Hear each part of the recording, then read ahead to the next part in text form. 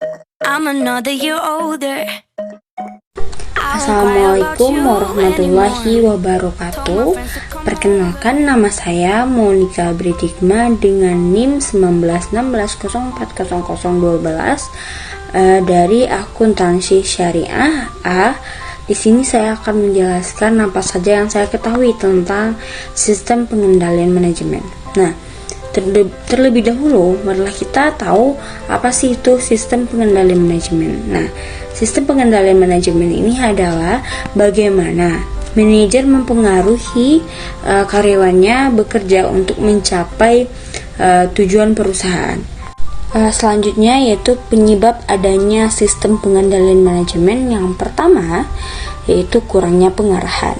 Nah, kurangnya pengarahan ini seperti karyawan yang tidak tahu apa sih yang harus dikerjakannya, apa sih tujuan dari perusahaan ini.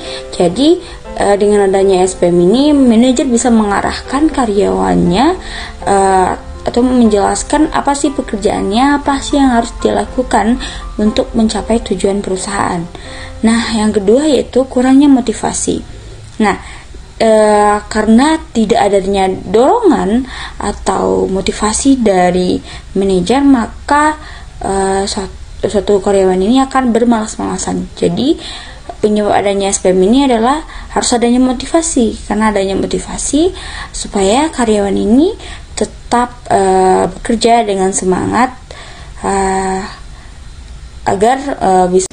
Nah, selanjutnya yaitu penyebab adanya sistem pengendalian manajemen. Yang pertama yaitu kurangnya pengarahan.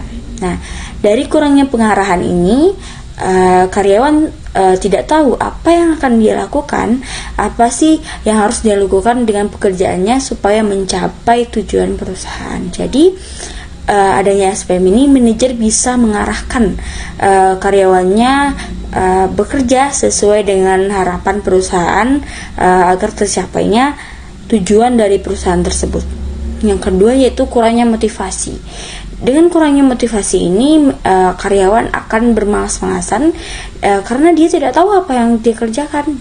Jadi dengan adanya SPM ini, manajer akan mendorong karyawan untuk bekerja keras sesuai dengan apa yang dituju perusahaan dan tidak melenceng dari apa yang ditujukannya, atau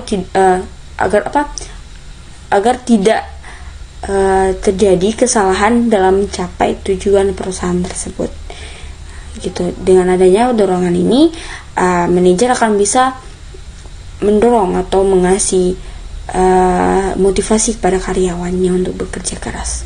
Yang selanjutnya yaitu keterbatasan individu. Nah, keterbatasan individu ini seperti karyawan yang kurang paham dengan pekerjaannya, kurang pelatihan, kurangnya skill, dan kurangnya pengalaman karyawan dalam bekerja. Jadi dengan adanya sistem pengendalian ini, perusahaan bisa mengadakan event-event yang mana mengajarkan bagaimana si karyawan ini bekerja sesuai dengan pekerjaannya masing-masing, atau pelatihan yang dikasih oleh perusahaan terhadap karyawannya. Selanjutnya yaitu kegagalan dalam sistem pengendalian manajemen. Nah, di dalam kegagalan ini ada 3, yaitu yang pertama kerugian finansial. Nah, kerugian finansial ini seperti jika suatu perusahaan tidak dapat mencapai tujuannya, atau jika manajer dalam perusahaan tersebut tidak bisa mengendalikan karyawannya bekerja untuk mencapai target dari perusahaan tersebut, maka perusahaan tersebut akan bisa mengalami kerugian finansial, yang mana dia harus membayar karyawannya meski tujuannya tidak tercapai. Jika perusahaan itu bergerak dalam bidang memproduksi barang dan di pasaran barangnya tidak terjual semuanya atau tidak laku, maka perusahaan akan mengalami kerugian yang sangat besar. Yang kedua yaitu rusaknya reputasi. Nah, rusaknya reputasi ini dari kegagalan finansial tadi, perusahaan bisa merusak reputasinya di hadapan investor investornya dan lain-lain. Dan selanjutnya, jika perusahaan ini bergerak dalam bidang memproduksi barang, jika dalam pasaran barangnya tidak laku lagi, maka itu akan menyebabkan merusak reputasinya di hadapan konsumen, yang mana konsumen ini akan berpikir barang-barang yang diproduksi di perusahaan tersebut tidak bagus lagi karena tidak laku dalam pasaran. Dan selanjutnya, yang ketiga, yaitu kegagalan dalam organisasi. Nah, dari ruginya finansial, rusaknya reputasi, suatu organisasi atau perusahaan ini akan mengalami kegagalan yang sangat buruk gitu, yang mana ini bisa mengalami perusahaan tersebut akan bangkrut karena adanya kerugian finansial, karena manajernya tidak bisa mengendalikan karyawan dan untuk mencapai tujuan perusahaan tersebut. Baiklah, yang selanjutnya adalah pencegahan masalah pengendalian manajemen. Yang pertama yaitu penghilangan aktivitas. Penghilangan aktivitas ini yang pertama itu mekanisme subkontrak, yang mana membagi kontrak dengan perusahaan yang sejenis. Yang kedua itu perjanjian lisensi. Nah, dengan supaya perusahaan ini terkenal lebih cepat, kita harus kita bisa membeli merek lain seperti jika kita kita perusahaan membuat makanan, kita bisa membeli merek dari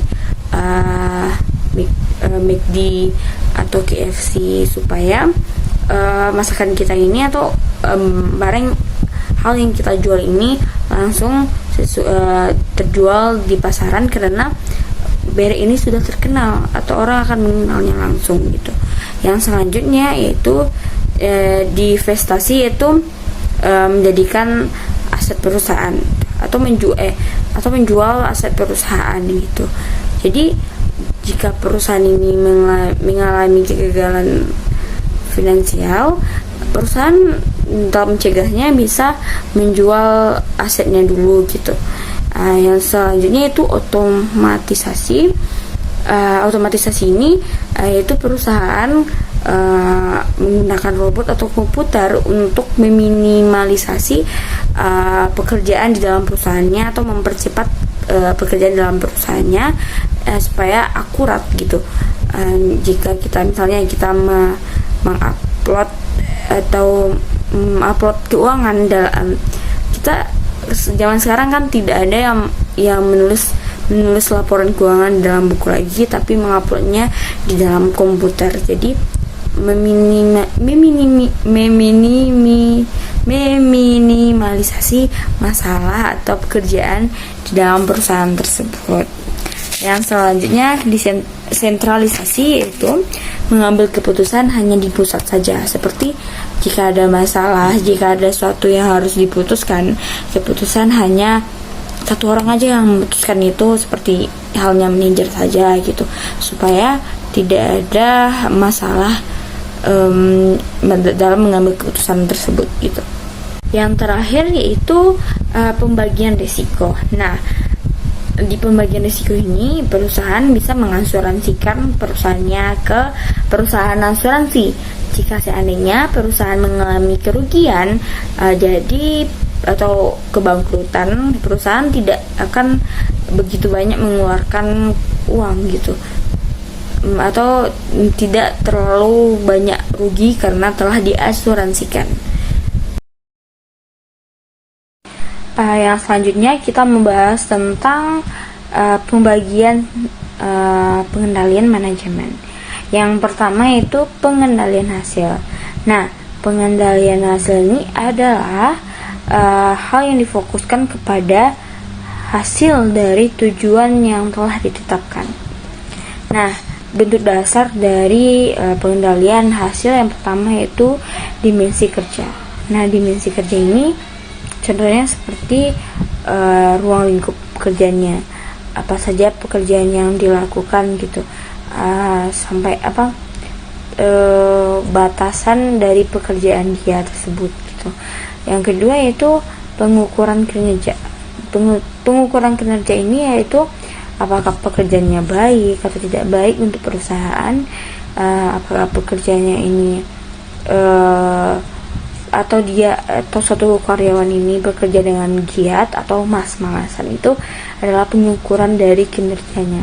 Yang ketiga yaitu pengaturan target kerjanya, target kerja. Jadi suatu karyawan ini dikasih suatu target. Jadi karyawan ini tahu sampai mana yang harus dia lakukan, sampai mana target yang harus dia capai gitu.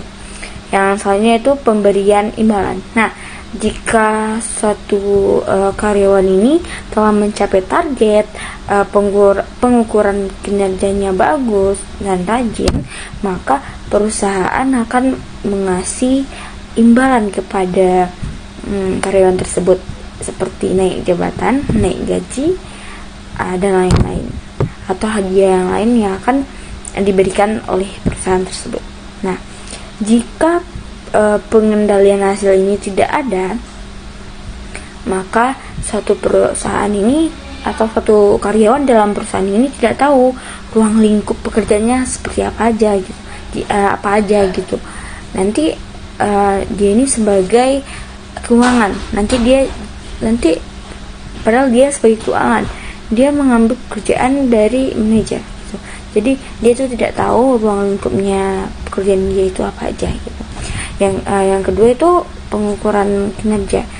Jika tidak ada pengukuran kinerja di dalam perusahaan, maka tidak adil untuk pekerja yang rajin, tidak adil untuk pekerja yang giat dalam perusahaan. Nanti dan juga bisa jadi semua karyawan dalam perusahaan tersebut akan bermalas-malasan karena tidak ada pengukuran kinerjanya. Selanjutnya pengaturan target kinerja. Jadi kalau suatu perusahaan ini tidak menargetkan kerja karyawan ini, nanti karyawan ini bisa kayak seenaknya aja. Nanti targetnya segini. Karena dia tidak punya target, dia akan bersemas-malasan. Dia tidak akan menjual barang ini sesuai dengan yang diperintahkan perusahaan karena dia tidak tahu targetnya berapa gitu. Selanjutnya itu pemberian imbalan. Nah, kalau perusahaan tidak memberi imbalan kepada pekerjanya yang rajin, kepada pekerjanya yang giat, maka pekerja yang giat ini akan menurun kinerjanya setelah tahu perusahaan ini tidak akan memberi imbalan kepada mereka. Yang kedua yaitu pengendalian tindakan. Nah, pengendalian tindakan ini adalah bagaimana manajemen memastikan karyawan bekerja apakah telah menguntungkan perusahaan atau malah merugikan perusahaan tersebut. Nah, bentuk-bentuk dasarnya yang pertama pembatasan perilaku. Nah, karyawan ini harus dibatasi perilakunya agar tidak merugikan perusahaan.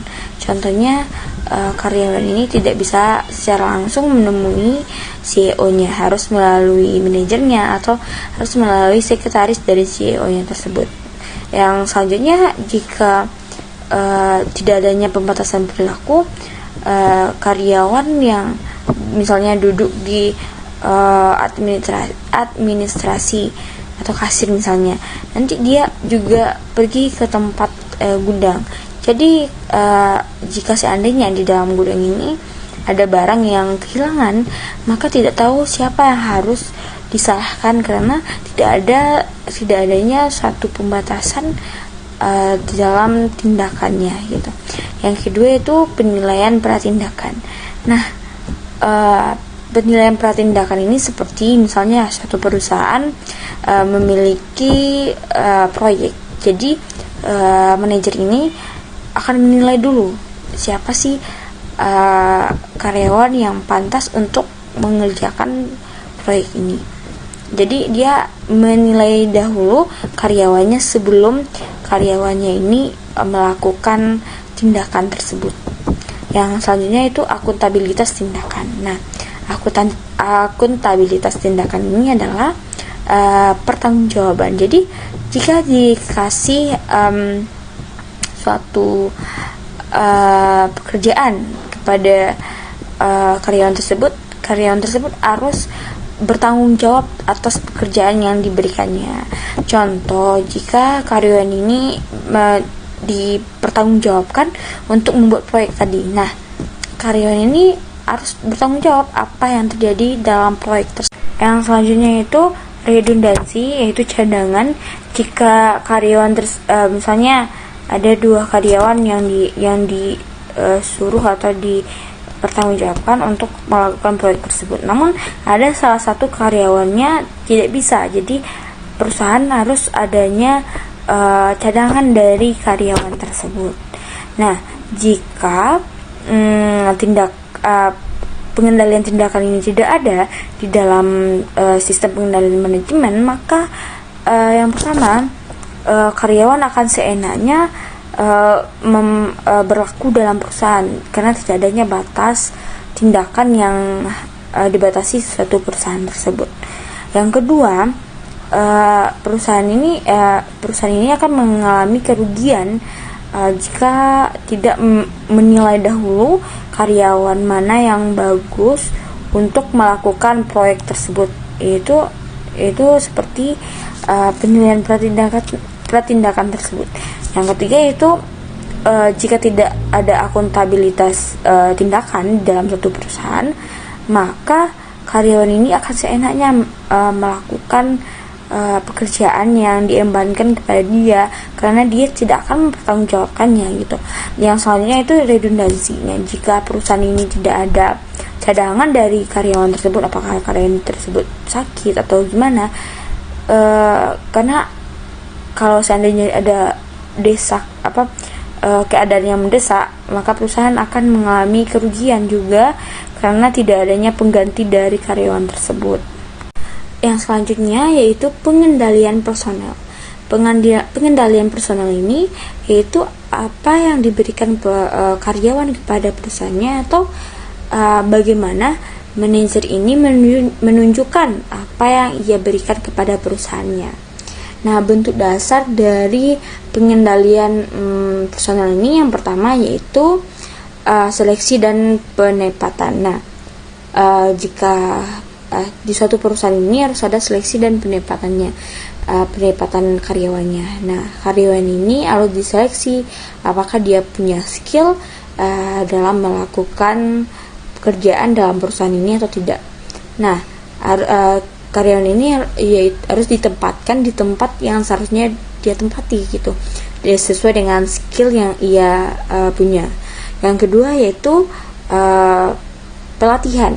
Jika karyawan ini tidak punya dasar atau tidak tahu dengan pekerjaannya, maka perusahaan akan rugi. Jadi dengan adanya pelatihan, karyawan ini bisa tahu apa yang harus dia kerjakan, apa target dari hal yang dia kerjakan gitu.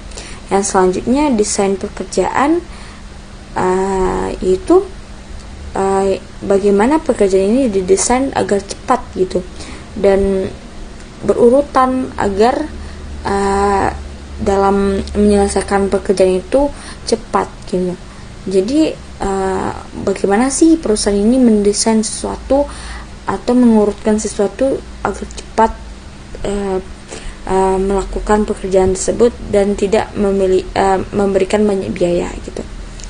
Nah, jika tidak ada pengendalian personal ini, perusahaan akan merugi. Karena apa? Karena perusahaan tidak akan menyeleksi atau menempatkan karyawannya sesuai dengan skill mereka masing-masing, dan juga perusahaan tidak memberikan pelatihan kepada karyawannya, padahal karyawannya tidak mengerti apa yang dia kerjakan. Yang selanjutnya yaitu desain pekerjaan. Jika perusahaan tidak mendesain pekerjaannya dengan bagus atau dengan berurutan agar pekerjaannya cepat selesai, maka perusahaan ini akan membuang waktu, atau dengan waktu lama dia akan menyelesaikan pekerjaannya gitu. Yang selanjutnya yaitu pengendalian budaya. Pengendalian budaya ini bagaimana si karyawan ini bisa melakukan atau membiasakan dirinya untuk melakukan budaya yang ada di dalam perusahaannya. Nah, bentuk-bentuk dasar dari pengendalian budaya ini yang pertama yaitu kode etik. Kode etik ini seperti cara karyawan ini berbicara, cara karyawan ini bersikap sesuai dengan perusahaannya. Nah, yang selanjutnya yaitu imbalan kelompok. Nah, adanya imbalan kepada karyawan atau suatu kelompok dalam perusahaan tersebut karena telah mencapai target, atau imbalan kelompok ini adalah emang budaya dari perusahaan untuk memberikan kepada karyawan yang telah bergiat bekerja, atau seperti naik gaji atau naik jabatan gitu. Yang selanjutnya transfer budaya. Ini maksudnya itu ada seseorang atau menempatkan seseorang untuk menunjukkan atau menjabarkan bagaimana sih kebudayaan di perusahaan ini, budaya di dalam perusahaan ini gitu. Yang selanjutnya itu pengaturan fisik, atau pengaturan fisik ini seperti bagaimana berpakaian. Misalnya kalau jadi guru, hari Senin pakai baju dinas, Selasa pakai baju ini, Rabu pakai baju itu. Jadi ada pengendalian fisiknya. Yang terakhir yaitu tone at the top, yaitu bagaimana si manajer ini konsisten terhadap budaya perusahaan yang telah ditetapkan agar karyawan di perusahaan tersebut bisa menirunya gitu. Dan jika seandainya nih di dalam suatu perusahaan tidak adanya pengendalian budaya, maka karyawan dalam perusahaan tersebut akan seenaknya berbicara, seenaknya berpakaian, seenaknya bekerja, tidak akan mengikuti gaya perusahaan dan akan berantakan dalam perusahaan tersebut gitu.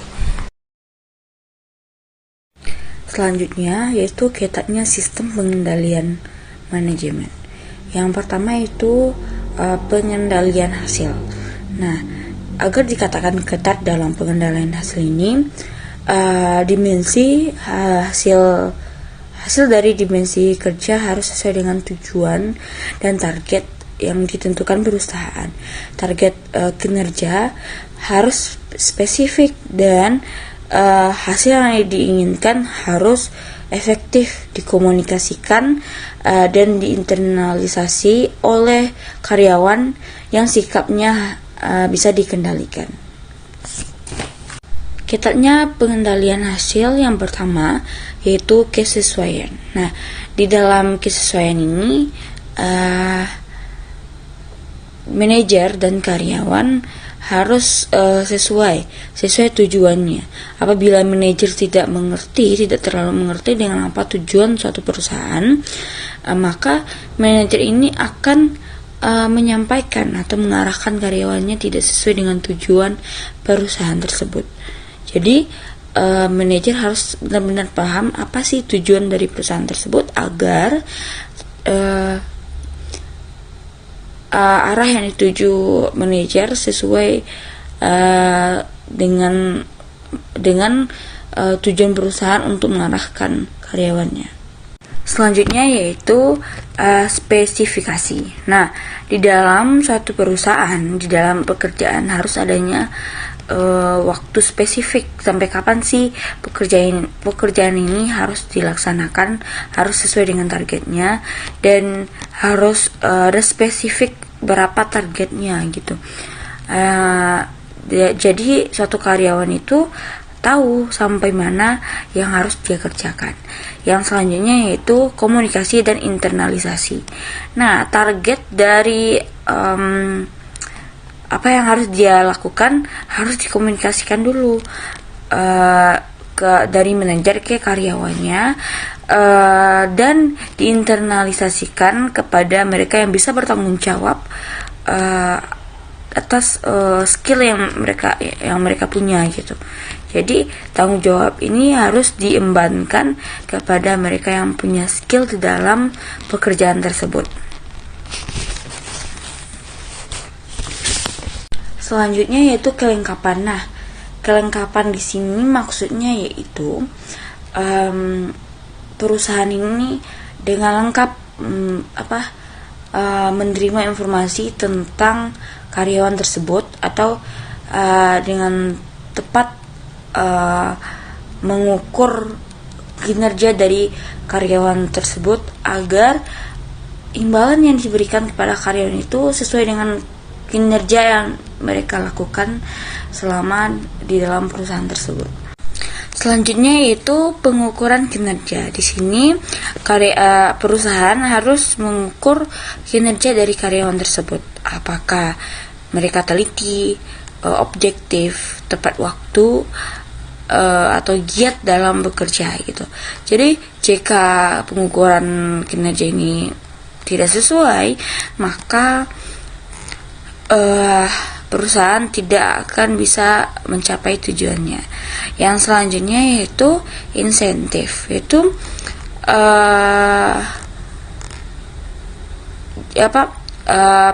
pengendalian hasil akan lebih ketat jika semua pekerjaan itu dihubungkan dengan imbalan yang mereka dapat gitu. Jadi apabila karyawan ini telah mencapai target atau tujuan dari perusahaan, maka ia akan mendapatkan imbalan. Jadi dengan adanya itu suatu perusahaan akan memiliki pengendalian hasil yang ketat. Selanjutnya kita membahas tentang ketatnya pengendalian tindakan. Yang pertama yaitu pembatasan perilaku. Jadi pembatasan perilaku ini seperti karyawan ini dibatasi untuk ke ruang mana atau menemui siapa.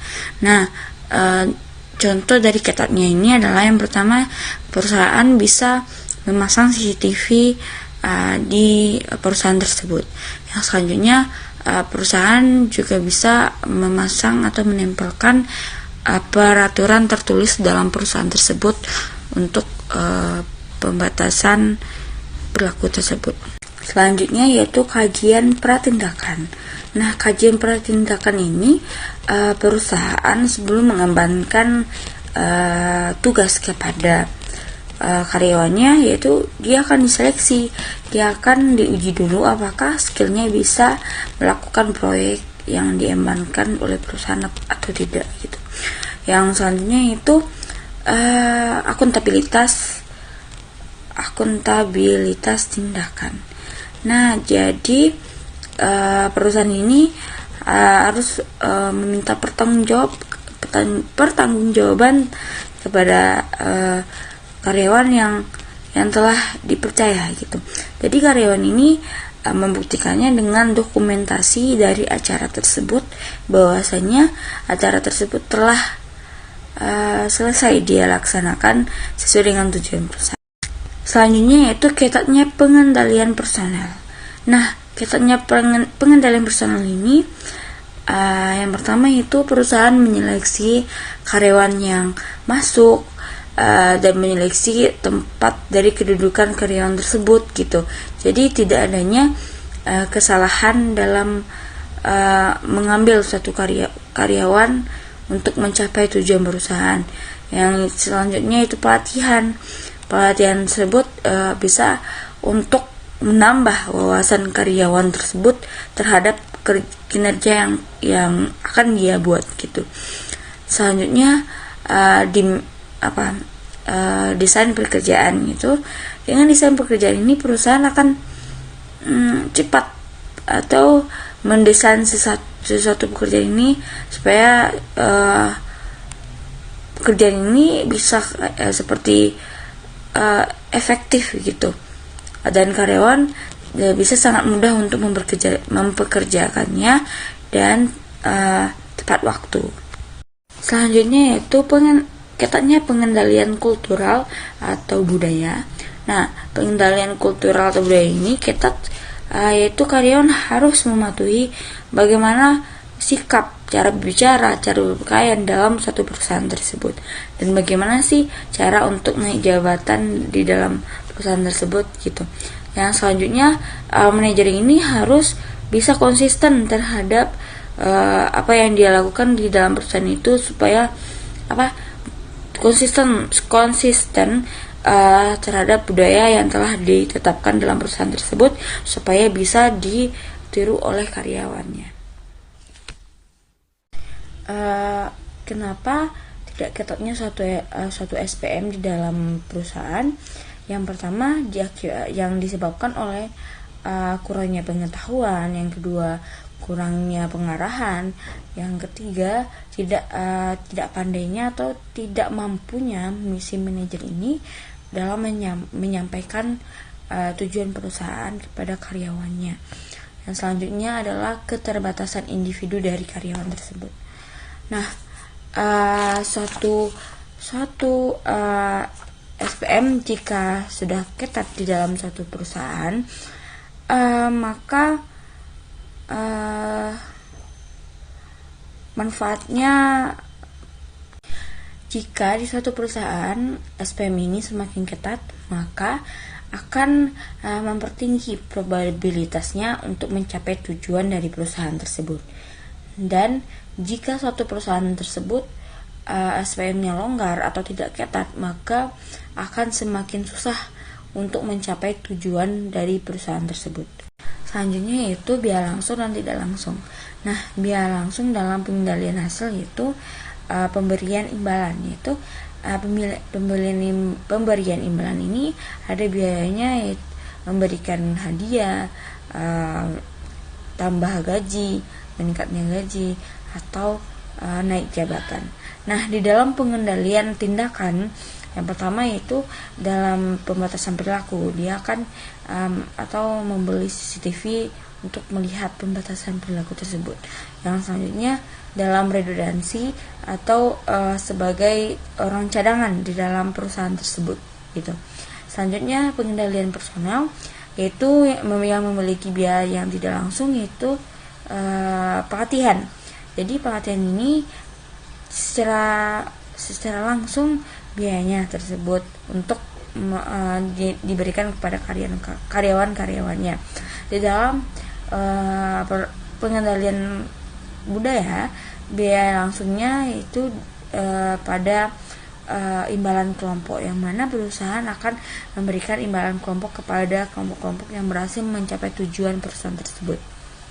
Selanjutnya yaitu biaya tidak langsung. Yang pertama yaitu perubahan perilaku.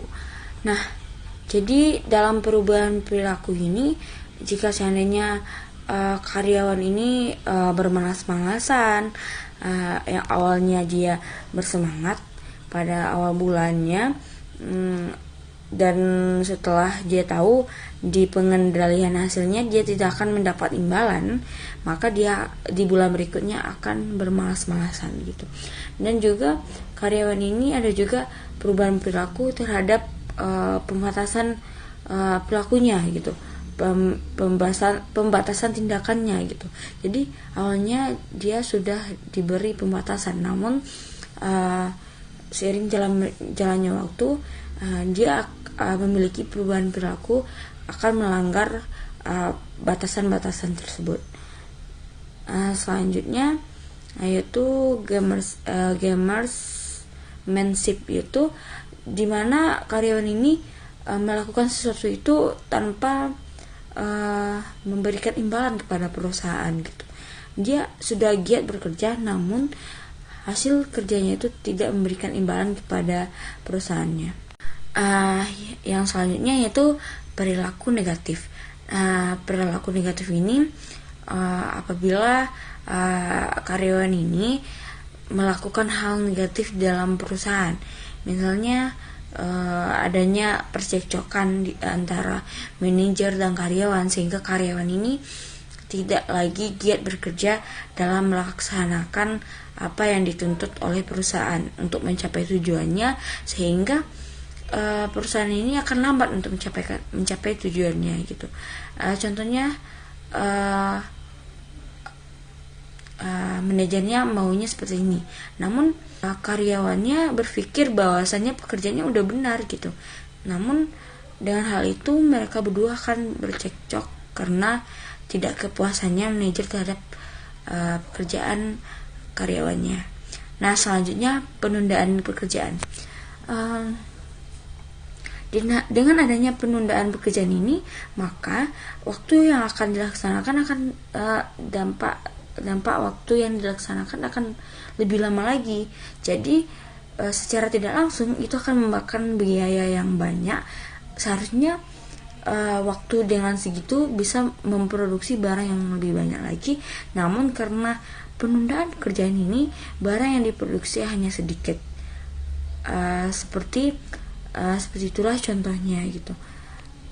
Sampai di sini dulu pemahaman Ananda tentang sistem pengendalian manajemen. Jika ada salah, Ananda mohon maaf. Ananda tutup dengan wassalamualaikum warahmatullahi wabarakatuh. That money go where I go. Smoking on gelato. Foreign car swerving pothole. Bad